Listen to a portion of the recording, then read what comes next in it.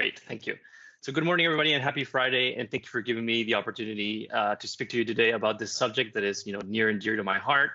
When I was deciding for a title of this talk, I almost named it Web Performance Optimization, but I didn't want to bore you to tears from the start. So I took inspiration from both kind of Hollywood movies and self-help books, and I came up with this: the need for speed, how to optimize for web performance and improve lives while you're at it. So I hope you take something from this. So the deep dive will be kind of split into two parts. First, I'm going to convince you about the why. Why should web performance matter to you? And then the how, right? How we at IDV Invest, through a redesign, were able to solve the problems with web performance that we were facing. Really quickly, something about me. As I know Lucia mentioned, I'm the web platform manager at IDV Invest. Previously, I was working as a UX designer in the analytics and IT division of IDV Invest. I've been designing and building websites for a long time, and I have this kind of obsession with human-centered design and how it can apply to methods for digital products and services. So all this stuff is really up my alley. So let's get to it. Why should web performance matter to you? I'll give you 4 reasons. Number 1, good user experience, good UX is the new default. Especially now as the world moves to a digital-first paradigm, good UX is not a nice-to-have anymore. It's a crucial component of any digital product. Number 2, performance will start impacting your SEO rankings or your SEO performance. Google has made it clear that page experience and usability will be key ranking factors in their search algorithms starting this year. So that's something to keep in mind. Number 2, it actually helps close the digital divide. And this is something we hear at the bank all the time. But I think usually the digital divide is usually framed as an infrastructure and hardware problem, and it's never mentioned as a software problem. In my opinion, if hardware is meant to run software, right? And without efficient web design and development, good connectivity solutions can be offset by bad, heavy content. And the last point, and I use this little emoji because it really expresses how I feel about it. The last one is more about being true to our institutional values and our brand. We talk about closing development gaps, about investing in the digital economy, being inclusive. That's all great, but we should also lead by example and put those values into our digital presence as well. So I'm gonna just give you a little bit of evidence for each of these points coming up right now. So good UX. Having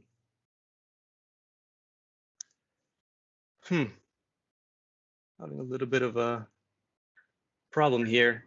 I'm actually curious, if you can raise your hands digitally, who is feeling a little bit stressed right now? Who's feeling a little bit uneasy and like panicking a little bit?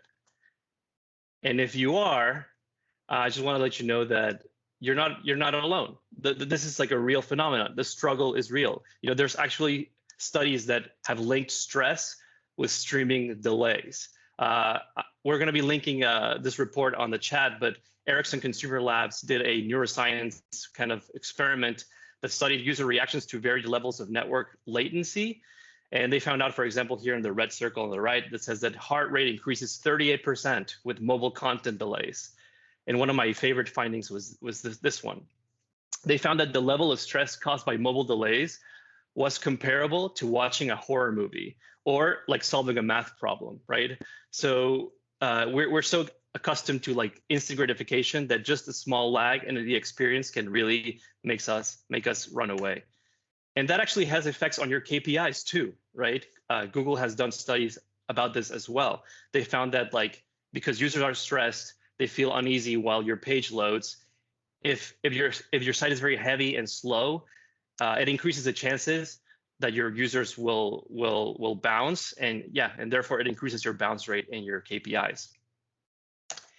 And given this, Google really is taking it a step further. They really care about this. They're twisting everybody's arm to take action now, and 2021 is the year to do it. In May of last year, Google announced that there will be new additions to its page experience signals. So how a page is ranked in a Google search depends on a lot of signals, but now they're adding loading, interactivity, and visual stability, these 3 variables that they're calling the core web vitals, as an integral part of these signals. This change will take effect in June of this year. Google actually gave us more time. It was before May, it's actually coming up, this was going to start, but because of COVID, they gave us more time to optimize and take care of that. And then let's talk about the web performance and the digital divide. Have you ever asked yourself this question here on the screen? How much does our site cost our users to visit? Perhaps not. You might think that our website is free because we don't have a paywall or because we don't have a subscription model. Yet I want to remind you that the internet is made up of data, and users, especially in developing countries, pay their access to the internet by the megabyte or the gigabyte, right? So the heavier a digital product is, the more cost it will incur on the data plan of the user. So how are we doing with this as the IDB group?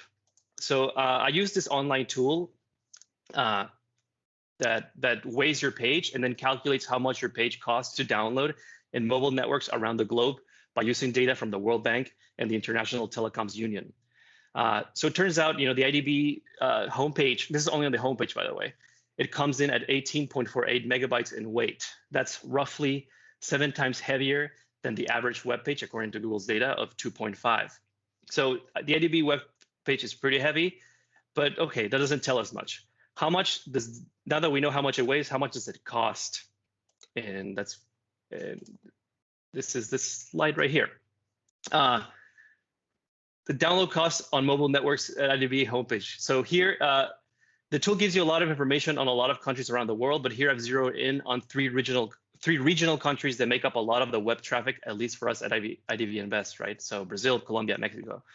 On the second column, you see how much each download costs in US dollars. And in the third, you see how much that value in dollars is as a percentage of the gross national income for that country.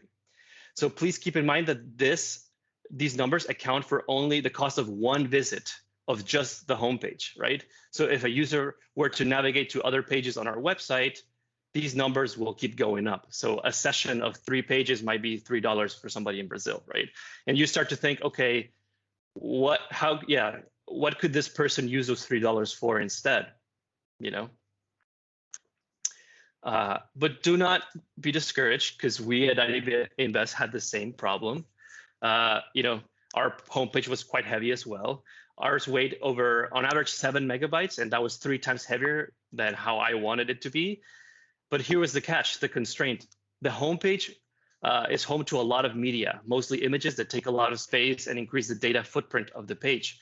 Yet, as the marketer in me, the communications guy in me, couldn't just get rid of it, because these images, these assets, is how we express the brand. The look and feel is very important, right, in the experience. So we had to come up with a solution. Before I dive deep into the solution, I just want to jump right to the outcome and just happily report that we were able to reduce the data footprint of the homepage by 70% while maintaining the editorial and marketing needs of the organization. We made the experience on average 3.5 times cheaper and faster to access in the region. And this without cutting any image, by the way. I think we have more images now than before. So how do we do it?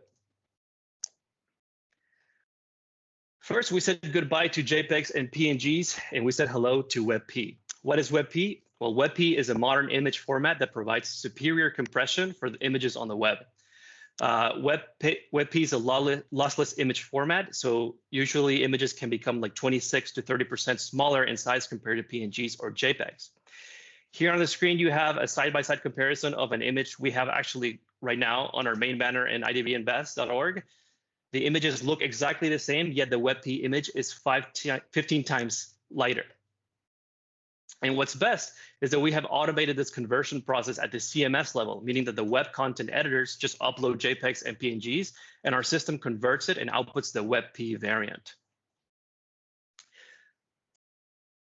Another thing that we did is start applying this new HTML element called the picture element. This allows us to do 2 things. And I know there's code on the screen. Don't worry, this is the only time I'll be showing code. Do not freak out. But what the picture element allows us to do is first to serve images responsively, right? And by this, I mean, it allows us to tell the browser which version of the same image to load depending on a specific set of rules or conditions. So just like in responsive web design, this allows us to send images. We tell the browser to load images that are appropriately sized and cropped for the device the user is visiting us on. And with this, we can also circumvent one of the problems that WebP in the previous slide has, The reason it took so long for WebP to become a standard because browsers took a long time to adopt it. But with Picture Element, you can have a fallback, a plan B. If everything fails, if a user visits us on Internet Explorer 11, they can still get an image via JPEG or PNG. You can still set a default, and it will load only that. Another thing that we did is that we kind of did an audit of anything that wasn't a raster image, meaning if it wasn't a photograph of like an object, a landscape, a person, if it's an icon, a map, an illustration, anything 2D, we would make it an SVG and not a JPEG and PNG. SVGs are great because they're scalable. SVG stands for, by the way, scalable vector graphic. So you can just resize any SVG to any dimension and it won't lose fidelity. And what's more is that SVGs are like expressed as code too. They actually are implemented as like almost like HTML. It looks like it, because at the end of it, SVGs are made out of math, and computers are great at math, so they're great at drawing SVGs on screen.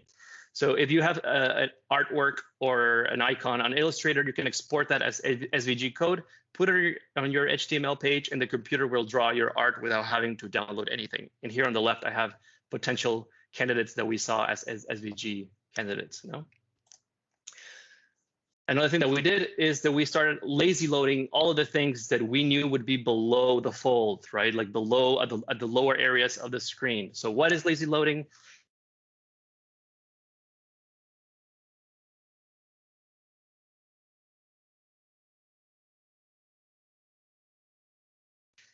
Enables to seeing them, we save them data by not loading them. So that happens a lot. Sometimes we have a bunch of images at the footer area or at the very bottom of the page, and maybe the user will just land on the home page and go straight to the navigation or click on a link on the main banner and never go to the bottom of the page. Then there's no point in downloading those images for them, right? And so lazy loading allows us to do that. And what's even better is that image lazy loading, before that pattern existed, but you depended on software, external software libraries. Now it is out of the box. It's something out of the box with HTML, something out of the box with new browsers. So you can just put loading equals lazy on your images, and then it just happens by itself, basically. It's pretty magical. And so what were our results? As I said before, we were able to kind of decrease the cost by 3.5 times and also make it faster 3.5 times as well. Our old homepage was 7 megabytes. Our new homepage is 2 megabytes, and this is what it means in terms of cost, right? Brazil was at almost 60 cents per visit, and now it's 17. Colombia was 15, now it's 5 cents, and Mexico was 21, and now it is 6 cents. And I ran this test yesterday, actually, so we're still good. And with that, I want to thank you for your attention, and I'll open it up for questions.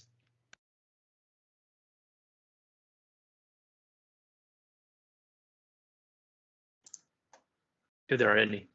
Muchas gracias, José. Thank you so much. Yeah, Birinvest, espectacular esta presentación. Si alguien tiene preguntas, la quiere poner en el chat.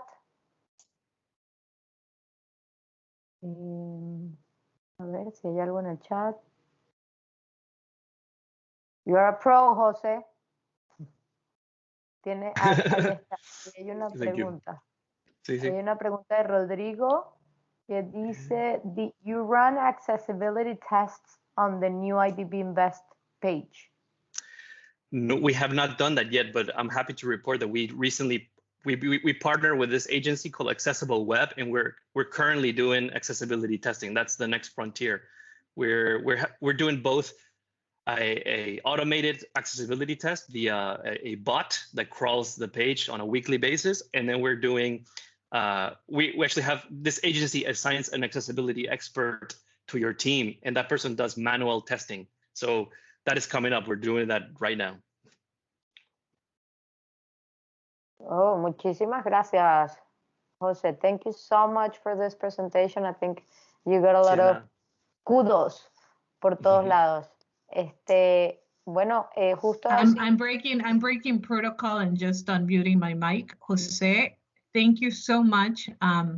We've had an ongoing conversation about improving our website for the IDB, and it's become a massive capital project. And I just want to say thank you, because you've reminded me that this doesn't need to be that complicated. It's really about being consumer-centric and thinking about the outside and not about the inside. It's really about how we best serve audiences and that user experience. So you've really pumped me up, and I appreciate also your TopCon reference. So thank you for that as well. Thank you. Thank you so much. If you have, Rodrigo, that question, I think, and the question, Federico tiene también una pregunta. Have you noticed any change in traffic? And it is related to Rodrigo's question, how does those changes affected SEO? Yes, we haven't been able to see the results of the SEO. So we deployed the redesign in February. I know we're April right now, but basically I'm using the Google Search Console to track how we're doing on the SEO. The bad news is that I mentioned the core web vitals, these 3 variables that Google is really measuring. One of them, the LCP, I mean, it's an entirely different talk in the subject, but basically it's very hard. Even with all these optimizations, we're not there yet. Google is still flagging us as that we're failing on mobile. We need to maybe implement a CDN, a content delivery network, and use other methods, maybe compressing files and other assets to make it even faster. So we haven't yet had the results at the Google search level that we want, but at least on the data bandwidth savings level, we have achieved what we wanted.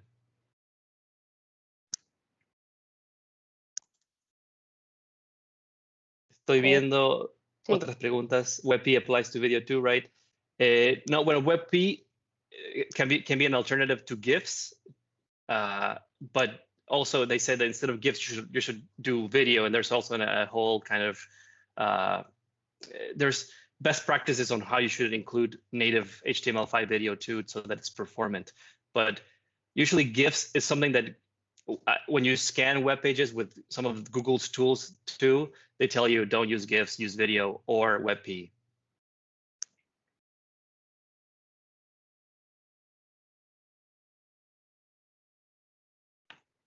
Thank you, José. Creo que no hay más preguntas.